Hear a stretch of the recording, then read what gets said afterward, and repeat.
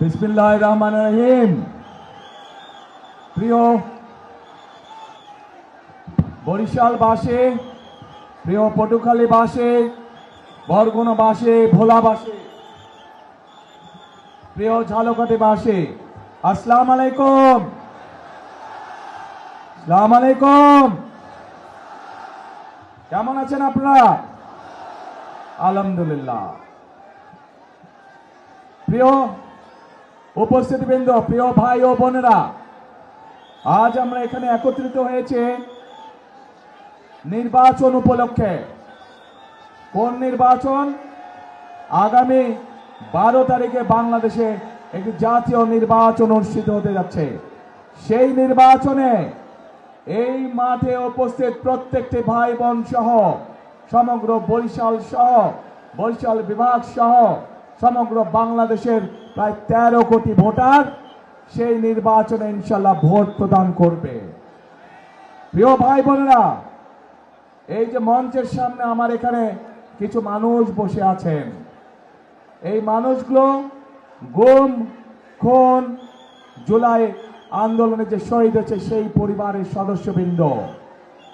এই যে পরিবারগুলো বসে আছে, তাদের যেই স্বজনেরা, যেই প্রিয়জনেরা আজ গুমের শিকার, খুনের শিকার হয়েছে, জুলাই আন্দোলনে অত্যাচারে নির্যাতিত বা শহীদ হয়েছে, সেই মানুষগুলোর কি প্রত্যাশা ছিল?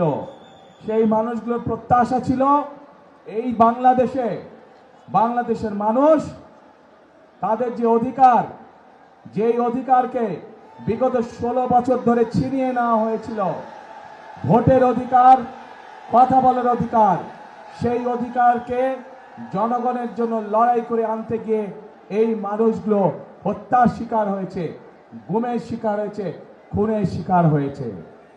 প্রিয় ভাই বোনেরা, বিগত 15 বছর আমরা দেখেছি যে জনগণের ভোট নিয়ে কিভাবে নিশিরাতের ভোট অনুষ্ঠিত হয়েছে।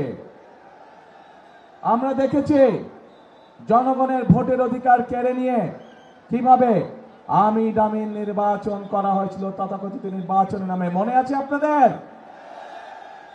কিন্তু প্রিয় ভাই বোনেরা, গত 24 সালের ছাত্র জনতার আন্দোলনের মুখে সেই আমি দামি নির্বাচনের মালিক যারা, নিশিরাতের নির্বাচনের মালিক যারা, তারা জনগণের প্রতিরোধের মুখে এই বাংলাদেশ ছেড়ে পালিয়ে যেতে বাধ্য হয়েছে। এখন এই বাংলাদেশ হচ্ছে জনগণের বাংলাদেশ। এখন এই বাংলাদেশ চলবে জনগণের রায়ের ভিত্তিতে, এবং এই জন্যই বাংলাদেশের মানুষ আগামী 12 তারিখে তাদের পছন্দসই প্রতিনিধি নির্বাচন করবে, যারা জনগণের ইচ্ছা মতন জনগণের কাছে জবাবদিহি করার মাধ্যমে ইনশাল্লাহ আগামী দিন দেশ পরিচালনা করবে। কিন্তু প্রিয় ভাই বোনেরা, 5ই আগস্টের পরবর্তীতে আমরা আশা করেছিলাম যে 5ই আগস্টের পূর্বে সেই যে স্বৈরাচার, যারা জনগণের ভোটের অধিকার, কথা বলার অধিকার কেড়ে নিয়েছিল, তারা যেই ভাষায় কথা বলতো জনগণকে, বিভিন্ন বাংলাদেশের সম্মানী গুণী মানী ব্যক্তিকে যেভাবে অপদস্থ করত, যেভাবে মানুষকে তারা ছোট করত, নিশ্চয়ই 5ই আগস্টে তাদের পালিয়ে যাবার পরে এই রীতি নিশ্চয়ই বন্ধ হয়ে গিয়েছে। কিন্তু দুঃখের সাথে আমরা খেয়াল করলাম যে এই রীতি বন্ধ হয় নাই। একটি রাজনৈতিক দল যাদের একটি অন্য পরিচয় আছে, জনগণ যাদেরকে একটি ভিন্ন পরিচয় চিনে, জনগণ তাদেরকে কি পরিচয় চিনে? গুপ্ত পরিচয় চিনে, গুপ্ত পরিচয়।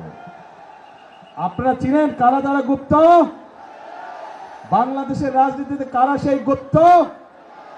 চেনেন আপনারা, আলহামদুলিল্লাহ। প্রিয় ভাই বোনেরা, বর্তমানে বাংলাদেশে এক নতুন জালেমের আবির্ভাব হয়েছে।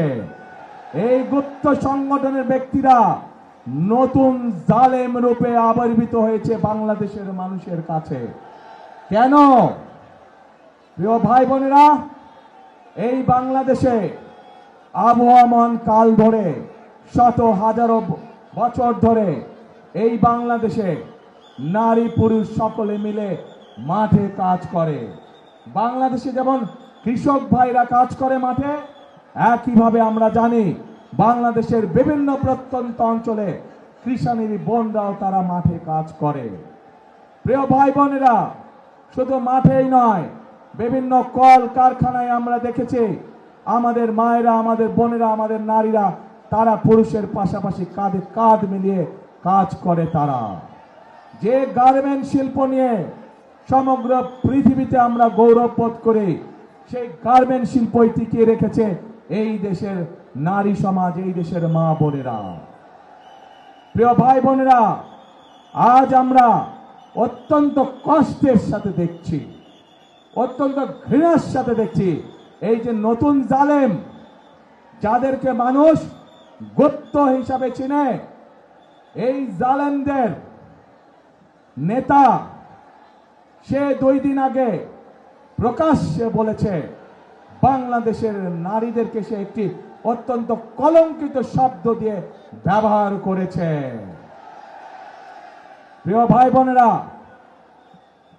যেই ব্যক্তি বা যেই দলের তার দেশের মা বোনদের প্রতি বিন্দুমাত্র শ্রদ্ধা নেই, যেই নেতা, যেই দলের নেতাকর্মীদের নিজের দেশের মা বোনদের কষ্টের প্রতি বিন্দুমাত্র সম্মান নেই, তাদের কাছ থেকে আর যাই হোক বাংলাদেশ কখনো অগ্রগতি আশা করতে পারে না।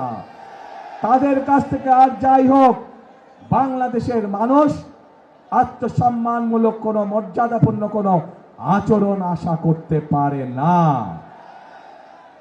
প্রিয় ভাই বোনেরা, এই জালেমদের একটি কথাই শুধু বললাম, আমি আপনাদেরকে আরো একটি কথা বলছি। তার আগে বিবি খাদিজার সম্পর্কে আপনারা জানেন না?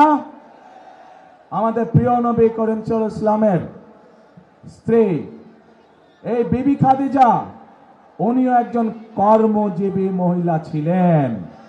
উনিও একজন কর্মজীবী মহিলা ছিলেন। ওনার নিজের ব্যবসা বাণিজ্য ছিল, যেখানে নবী করিম সাল্লাল্লাহু আলাইহি ওয়াসাল্লাম নিজেও কাজ করতেন। প্রিয় ভাই বোনেরা, এরা বলে ইসলামের রাজনীতি করে, অথচ নবীর স্ত্রী নিজে যেখানে একজন কর্মজীবী মহিলা ছিলেন, সেখানে কেমন করে একটি রাজনৈতিক দলের নেতা এবং কেমন করে সেই রাজনৈতিক দলটি তাবৎ বাংলাদেশের নারী সমাজকে এমন একটি কলঙ্কিত শব্দ জর্জরিত করল। প্রিয় ভাই বোনেরা, বদরের যুদ্ধ নিশ্চয়ই আপনারা জানেন কম বেশি সবাই। সেই বদরের যুদ্ধে হযরত আয়েশা তার নেতৃত্বে পরিচালিত হয়েছিল।